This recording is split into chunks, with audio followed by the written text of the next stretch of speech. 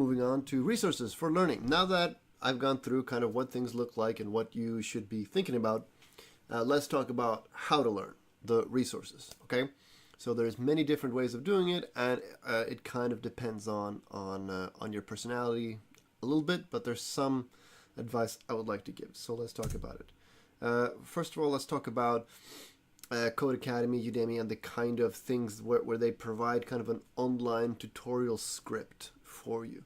You read something very basic, and then you do something very basic, and then you click a button, and it tells you whether you did it correctly or not. And sometimes the results can be a bit weird. You do something perfectly, but you didn't do it the right way, and then it gets wrong. But generally speaking, it works pretty well.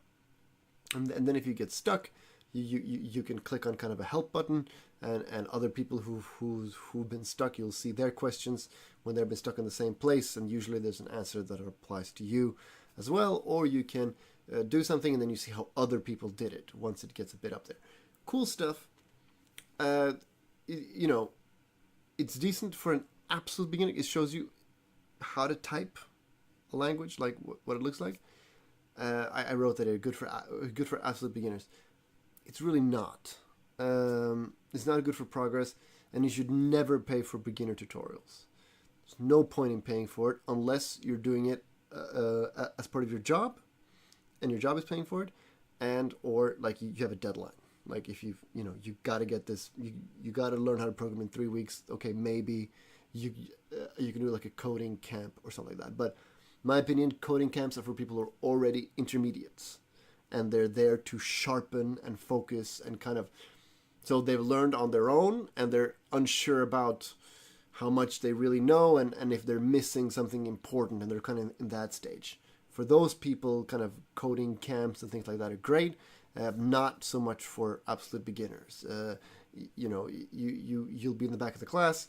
If you don't get it right away, then you're hopelessly behind, and a week will go by very, very quickly, or 5 days will go by very, very quickly. You should never pay for beginner tutorials. Once you get into more advanced learning, yeah, it's worth paying for things. Like if you want to learn Blender, or if you want to learn game engines, or something like that, then you might think about it. But even then, like not the way beginner stuff. There's far too much resources online that will completely cover you, and there's really no reason to pay for it. Don't be fooled by this kind of advertising. It shouldn't be necessary as a general rule. So why is it not good for absolute beginners, or really for anyone? I'm really recommending against it, right? And the reason is, if you want to learn how to code, you have to install an IDE or a text editor. You have to set it up so that it can run your programming language and build to your programming language, or run your programming language. And that takes a little bit of time, and set it up with the themes and do all that. And that takes a little time to learn. And then you have to learn how to name your files and how to comment your files, like I kind of briefly showed you, and file structure when it comes to folders and all that. That's part of it too. And then learn the programming part and how it all puts together. And when you're coding right on a web page, you're not doing any of the first part. You're just doing the coding part. So you're not really learning the stuff that you really need to learn, which is how to set up your own development environment. And on top of that, it's so limited. It's so beginner stuff that it's not conducive to coding in a more creative way, which you're gonna want to do very quickly, right? You're gonna, like, in the beginning you learn the basics, but then it's about, like, okay, here's a very simple problem, try to solve it in your own way. And these web pages are very good at that, because they kind of want you to solve it in just one way, right? Okay, moving on. Another book. So these are very, very famous learning books when it comes to Python, which is my recommended first language. But every language kind of have these starting books. So it's Learn Python the Hard Way and Automate the Boring Stuff with Python. Both very good books. I can recommend them, but as it says, if you're inclined to learn, if you're inclined towards learning from books, then they're great. If you're stuck somewhere, you gotta. There's no help there. If you're typically you made a stupid mistake, so you got to find some way for somebody else to tell you what's going on. So so you'll be kind of stuck like that. But the books are somewhat limited in that they'll take you through the beginner stuff and they won't kind of move on from there. But that's a great way to learn. Any one of those books is a great starting point if you need something just to get going. Then I have YouTube tutorials, which also is a great starting point. I'm making a YouTube tutorial myself. I'll talk more about this at the end. Now the quality varies tremendously, and no offense, but in my opinion, English matters, right? So when you have somebody with terrible English, I can't listen to that person for 2 hours. It's okay if even a 15-minute video. That's 15 minutes of listening to somebody trying to get through, his second language. You gotta respect a guy that tries to make a tutorial in a language that's not his own, but his English needs to be very good for at least for me to not get distracted and get frustrated, and because the process is frustrating enough as it is. Now, once you find that, the thing with YouTube tutorials that I find is that the ones that have good presentation, where you have a guy with good English and good editing skills and is all done very well, tend to be very limited. Those guys tend to be dudes who just do tutorials. So they'll present something like, this is a jQuery tutorial, and there'll be 5 videos, and you'll get the very basic of jQuery, and now he's moving on to something else. So that's a shame, but if you can manage it, if you can Google a lot and move from video to video, you can kind of get it done. That being said, there's a severe lack of videos when it comes to intermediate learning. There absolutely is. So best was inclined to visual learning. By visual learning, I mean really getting it with a teaspoon and getting it. It's very, very simple. You're seeing the guy type. You're seeing what the guy is doing. You're typing along with him. It is YouTube tutorials are as simple a way to learn as it can possibly be in most cases. Then you have blogs. So not in the beginning, but as you get into programming, you realize that other programmers write blogs and they write cool stuff to learn in those blogs, even for beginners, but mostly for more intermediate and more advanced people. So, like if Python has a new feature, there's very quickly going to be a blog about a guy using that new feature in a cool and an interesting way. And as you move on, and it's also good for learning specific modules. So as you move on in programming, blogs are going to be pretty essential to kind of keep up with and keep up to date, and also learning new things like tricks that you didn't know about. That's what kind of blog learning is all about, I guess. And for that, blogs are very, very good. All right, how to get help. So you're going to get stuck. Are you going to need help? There are 2 kinds of things that can go wrong when you're coding. You get an error, and you can take that error message and Google it, essentially. Or you don't get an error, but what you want doesn't happen, which tends to be a bit more complex. The first place that every programmer will go to is Stack Overflow, or SO. Let me show you how it works. I've got a very simple Python code that doesn't work. B is not referenced, so I run it and I get an error message. So here I get lots of error message junk, a little bit, all this that's in brackets down here, that's by Sublime. But the actual Python error message is this top part right here. And the actual error is name error, name B is not defined. That's the error. So let's go online and I just Google the error itself, and the top, and just Googling it, I get Stack Overflow as not the first one, but surprisingly the second one from the top. Usually it's the first one, but the second one will do. And somebody has posted their code and what they're doing, and then the person underneath, people underneath will post answers, and there'll be a top answer that will kind of fix his issue. Right now, the error message that I gave is very, very generic, so it doesn't matter to what I'm doing, and there's something wrong in this dude's code. But when you get more specific error messages, then typically the help that Stack Overflow provides you can be almost copy and pasted into your code. So here you see he's made some code that should work, and the original questioner can just put it in there. That's great. Stack Overflow is amazing. It's trying to be a universal database of errors. But do not post to Stack Overflow. Do not ask a question.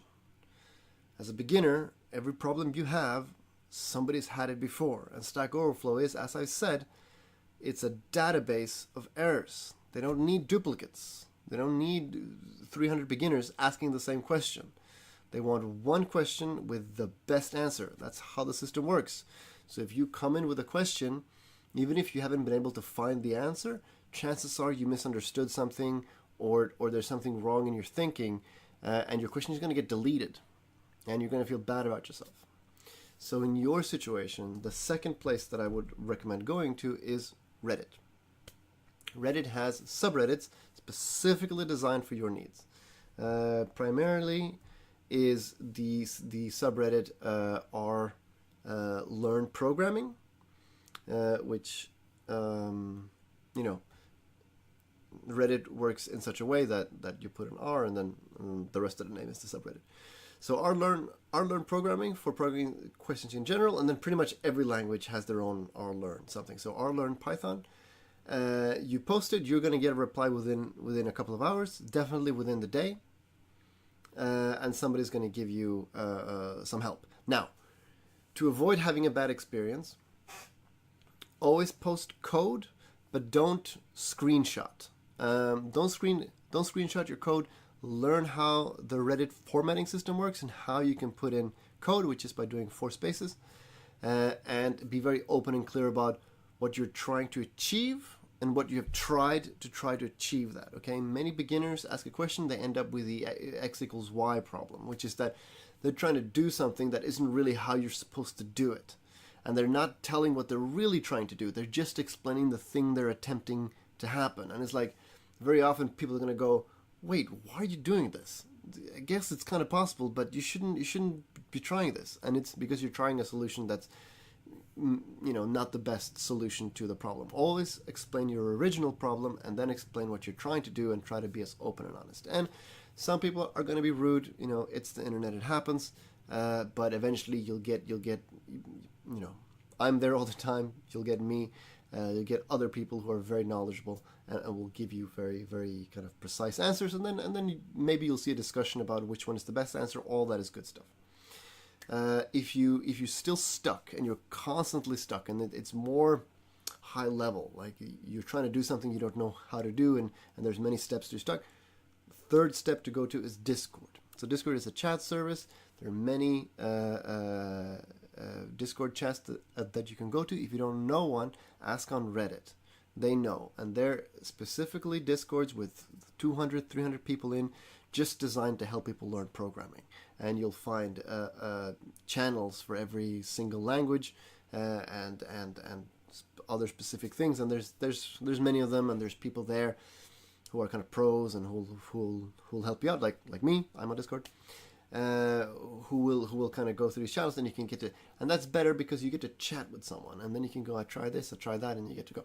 So once again, don't be rude, or you're going to have a bad experience.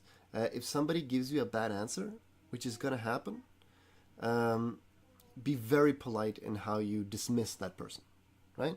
Because sometimes people who are much more knowledgeable than you didn't quite get what you're trying to say. Maybe you used awkward grammar, or maybe English is not your first language. That's going to happen, and from time to time that's going to happen, and it's important you don't want to start a flame war. You don't have time. You're trying to learn to program, and fixing a problem is what's going to, solving problems is what's going to take most of your time programming. If you make something and you know what to do, it takes a day or a few hours to write the code. It takes 3 days to solve a problem, right? So problem solving is always going to be the big issue, right? So when you're on a place like Discord and you're getting help, understand they're helping you to do the majority of your work, like the big hard part of your work, and you're not paying them. And the same thing applies to IRC. So IRC stands for Internet Relay Chat. Is a chat service that existed before browsers were a thing. It's when the internet was new, and people and technologists were kind of dividing the internet into the section that they thought the internet would become. They invented Usenet, they invented IRC, and these things. And IRC is still around. Usenet is still around, but obviously browsers kind of won the day. There are places on there are places on IRC. There are certain servers on IRC that has channels for anything technical you might want to. It's super prolific. It's super big. Not only every language, but every framework, every engine, like anything you want to look at. My experience with IRC is 50-50, right? I would prefer Discord. The experience is going to be better because just the way it's designed. IRC gets too messy. It's not designed. It's designed by technologists. As I said, it's not designed by designers. So it's going to be a mess. And you ask a question, maybe you get a good answer, maybe you don't, and maybe you get a good person to talk to, and maybe you don't. And you can have good experiences. You can also have very, very crappy experiences. And so that's why I recommend IRC as your last venue if you're really, really, really, really, really stuck, because you don't want to spend 15 minutes arguing with some dude who's triggered by some minor aspect of what you said that has nothing to do with the real problem. He just wants to be pedantic about something. For some reason, that happens more in IRC than other places. And if the IRC community see you as behaving badly, you're going to get totally flamed. Right? We're on Discord. There's more channels within the one server, so there's places to go, and there's more things that mods can do to kind of distill tempers. On IRC tends to be a bit more anarchic, a bit more free for all, but it's bigger, I believe. So if you have thick skin, no problem. It's the internet. Moving on, I'm making a tutorial. So it's kind of the tutorial that I wish that I'd found when I started. I wanted to make video games, and I wanted to learn how to program them. And I'm making it using the programming language Python, and we're going to be using the frameworks Pygame and Kiwi. At least focus on those frameworks, and maybe look at some more frameworks. Now, it's going to be divided into two parts. So the first part is a general programming tutorial for everyone, but I'm going to use video game examples. So if you've ever done a program tutorial, you're often going to find examples like how many students in a classroom or insert user data. My examples are going to be video game related and related to video game programming, and also the tasks that I give as part of the tutorial is going to be a lot about making very simple, very text-based video games, that kind of thing. So if you like that and you like the way that I explain things, then that tutorial is for you. And if not, then there's plenty of other tutorials out there. So apart from that, I'm on Twitch as That Game Designer Guy. That's also Twitter, That Game Design 1, and also on Patreon for that Game Designer Guy if you want to support my channel. And if not, that's fine too. All right, thank you for watching.